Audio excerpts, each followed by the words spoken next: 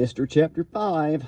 Now it came to pass on the third day that Esther put on her royal apparel and stood in the inner court of the king's house over against the king's house. And the king sat upon his royal throne in the royal house over against the gate of the house. And it was so, when the king saw Esther the queen standing in the court, that she obtained favor in his sight. And the king held out to Esther the golden scepter that was in his hand. So Esther drew near and touched the top of the scepter. Then said the king unto her, What wilt thou, Queen Esther, and what is your request? It shall be given you to the half of the kingdom. And Esther answered, If it seem good unto the king, let the king and Haman come this day unto the banquet that I have prepared for him. Then the king said, Cause Haman to make haste, that he may do as Esther has said. So the king and Haman came to the banquet that Esther had prepared. And the king said unto Esther at the banquet of wine, What is your petition? And it shall be granted you. And what is your request? Even to the half of the kingdom it shall be performed.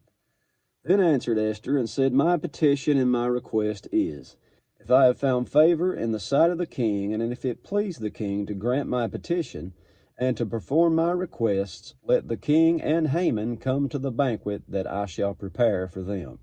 And I will do tomorrow as the king has said. Then went Haman forth that day joyful and with a glad heart.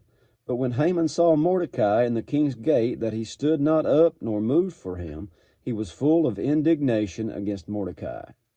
Nevertheless, Haman refrained himself, and when he came home, he sent and called for his friends and Zeresh his wife.